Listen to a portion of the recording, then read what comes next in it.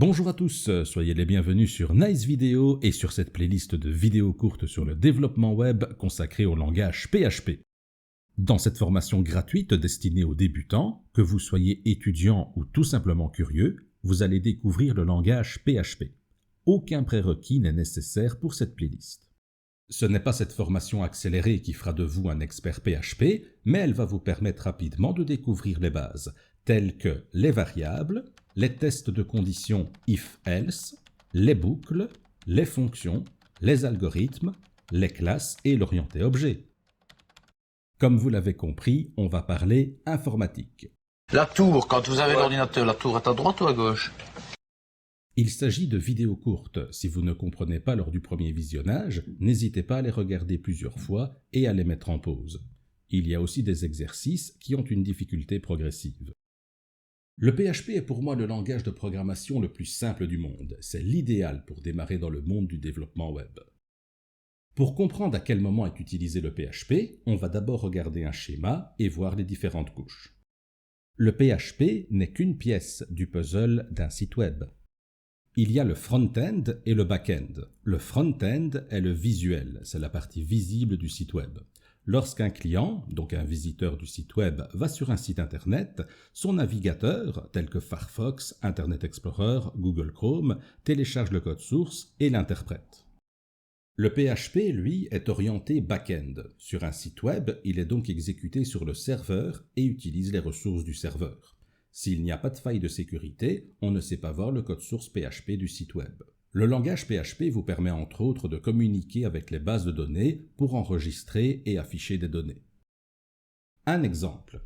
Lorsque vous surfez sur un e-commerce et que vous souhaitez afficher une liste d'articles, le PHP va communiquer avec la base de données grâce au langage SQL et va transmettre à l'aide d'une boucle la liste des articles à la partie front-end.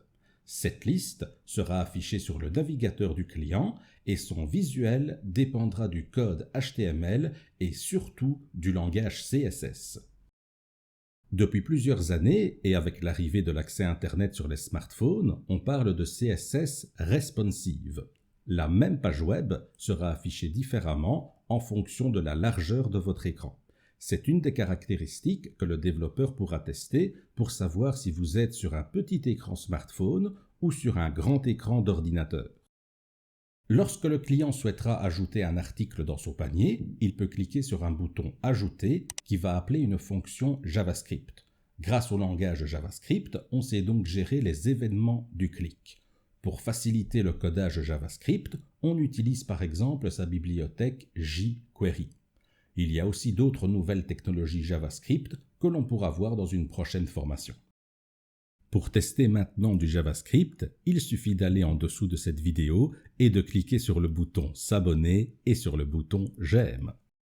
Il y a donc les développeurs back-end, les développeurs front-end, et ceux qui sont à l'aise dans les deux parties sont les développeurs full stack.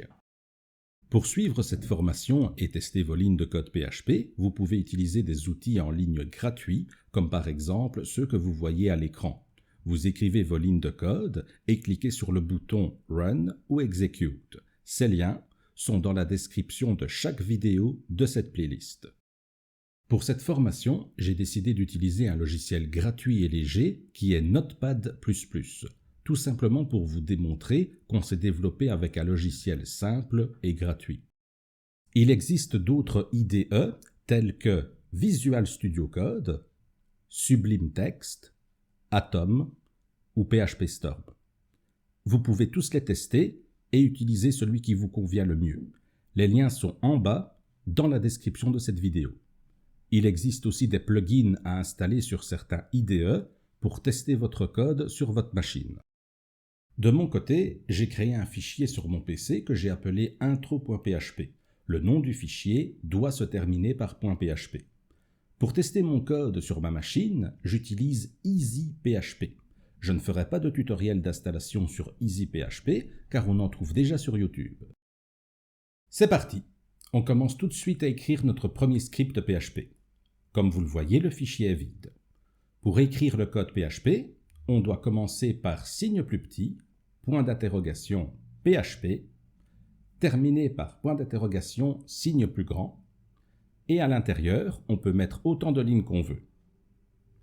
Le double slash permet d'écrire une ligne de commentaire.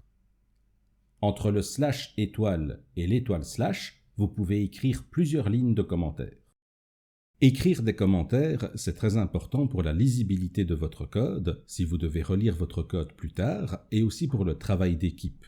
On développe rarement pour soi, mais souvent pour d'autres développeurs, qui devront relire et comprendre votre code.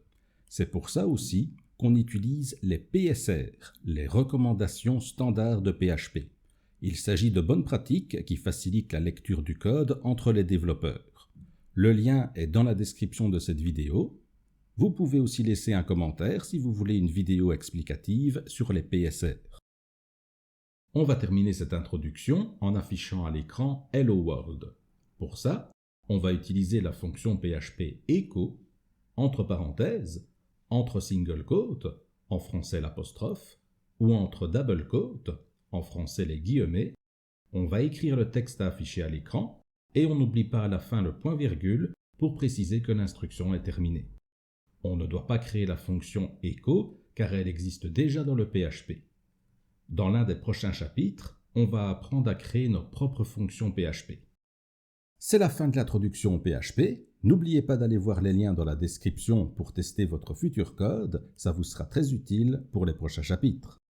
Un j'aime, un commentaire et un abonnement à la chaîne, c'est gratuit. Et ça aide la chaîne à se faire connaître. Alors abonnez-vous à la chaîne pour être notifié quand les nouvelles vidéos seront mises en ligne et n'hésitez pas à laisser un commentaire si vous souhaitez un tutoriel sur d'autres langages ou pour dire ce que vous avez pensé de cette introduction au PHP. Qu'il soit positif ou constructif, c'est grâce à ça qu'on pourra faire des tutos de meilleure qualité. Et on se donne rendez-vous tout de suite dans le chapitre 1 où l'on va apprendre ensemble à utiliser les variables.